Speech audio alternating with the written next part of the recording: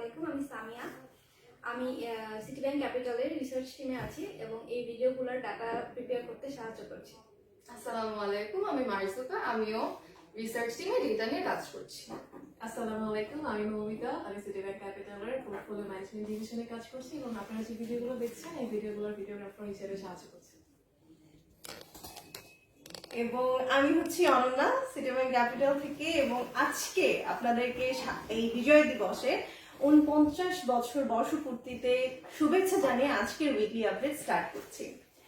So এই সপ্তাহের weekly update নিয়ে কথা বলতে হলে আমরা ফার্স্টেই দেখতে হবে ইন্ডেক্সে, এবং গত ৩ সপ্তাহ ধরে মার্কেট ইন্ডেক্স বেশ আপ ট্রেন্ড ফলো করছে। কিন্তু গত সপ্তাহের সাথে এই সপ্তাহের যদি আমরা তুলনা করি তাহলে দেখতে পাবো যে গত সপ্তাহের তুলনায় এই সপ্তাহে মার্কেট ইন্ডেক্স প্রায় 13 পয়েন্ট বেড়ে গিয়ে এই সপ্তাহে 5108 এসে দাঁড়িয়েছে। কিন্তু এই সপ্তাহে যেহেতু 4 দিন আমরা ট্রেডিং এর জন্য পেয়েছি, সো এই সপ্তাহে টার্নওভার কিছুটা কমেছে, যেটি এই সপ্তাহে ছিল 36.6 বিলিয়ন টাকা। মার্কেট পি ছিল 15.9। এখন আমরা টপ টার্নওভার সেক্টরগুলোর দিকে তাকাই এবং গত সপ্তাহের মতো এই সপ্তাহেও মার্কেটে জেনারেল ইন্স্যুরেন্স সবচেয়ে বেশি টার্নওভার দিয়েছে এবং এটি ছিল প্রায় 17.54%। সেকেন্ড পজিশনে আমরা পাচ্ছি ফার্মাসিউটিক্যালসকে এবং থার্ড পজিশনে পাচ্ছি মিসেলেনিয়াস।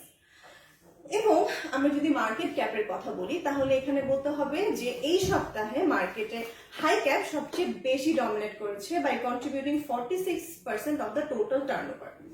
এখন আমরা গেইনার এবং লুজার সম্পর্কে জানি এবং এই সপ্তাহে যদি গেইনার চার্টের দিকে আমরা তাকাই তাহলে এখানে দেখতে পাবো ডমিনেন্ট স্টিলকে, যারা এই সপ্তাহে প্রায় 28.2% একটি গেইন করেছে। এবং সেকেন্ড পজিশনে আমরা পাচ্ছি JMI syringe and medical devices, যারা এই সপ্তাহে প্রায় 23% একটি গেইন করেছে। এবং থার্ড পজিশনে আছে সোনালী আঁশ। এবং আমরা যদি লুজারদের দিকে তাকাই তাহলে দেখতে পাবো যে এই সপ্তাহে আমানফিট প্রায় 17.9% একটি কারেকশন নিয়েছে। সেকেন্ড পজিশনে আমরা পাবো স্কয়ার নিট এবং থার্ড পজিশনে পাবো কেয়ার কসমেটিক্সকে। এখন আমরা উইকলি টপ 5 টার্নওভার কোম্পানি সম্পর্কে জানি এবং এখানে প্রথম পজিশনে আছে বেক্স ফার্মা, দেন বেক্সিমকো, আইএফআইসি, রূপালী ইন্স্যুরেন্স এবং এসএসটিএল।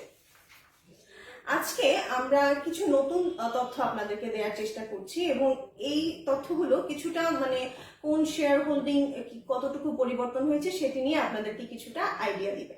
যেমন গত মাসের থেকে এই মাসে কিছু কোম্পানির শেয়ার হোল্ডিং এ কিছু পরিবর্তন এসেছে। এবং যদি আমরা স্পন্সর হোল্ডিংশিপের কথা বলি তাহলে এই সপ্তাহে এই মাসে আমরা বেক্স ফার্মায় দেখতে পাচ্ছি এখানে 17% স্পন্সর হোল্ডিং বেড়েছে, অলিম্পিকও আছে, বেক্সিমকো আছে। কিন্তু কিছু কোম্পানির আবার স্পন্সর হোল্ডিংটা কমে গেছে, যেমন ওমেক্স, ন্যাশনাল লাইফ ইন্স্যুরেন্স এবং প্রাইম ইন্স্যুরেন্স। আর আমরা যদি ইনস্টিটিউট শেয়ার হোল্ডিং এর দিকে তাকাই তাহলে এখানে আমরা দেখতে পাবো এই মাসে ন্যাশনাল পলিমার, যাদের ইনস্টিটিউশন হোল্ডিং বেড়েছে প্রায় 8.14%। সেকেন্ড পজিশনে আছে ওমেক্স, দেন দেশবন্ধু এবং প্যারামাউন্ট ইন্স্যুরেন্স। এবং কিছু ক্ষেত্রে আরো কিছু শেয়ারস বা কিছু লিস্টেড কোম্পানির ইনস্টিটিউশন হোল্ডারশিপ কমে গিয়েছে, যেমন BD lamps, Bex pharma, global insurance এবং প্রভাত ইন্স্যুরেন্স এবং আরো অনেকগুলো company. So that was all for this week. আমরা চেষ্টা করছি আপনাদেরকে প্রত্যেক সপ্তাহে নতুন নতুন আইডিয়া দিয়ে আপনাদেরকে আরো বেশি নলেজ দেওয়ার, যাতে আপনারা সুবিধা মতো এবং ভালোভাবে ট্রেড করতে পারেন। সো আশা করি আপনাদের এই আইডিয়াগুলো কাজে লাগছে এবং আপনাদেরও যদি কোনো কিছু জানার থাকে তাহলে আমাদেরকে আমাদের পেজের ইনবক্সে অথবা কমেন্ট সেকশনে কমেন্ট করতে ভুলবেন না।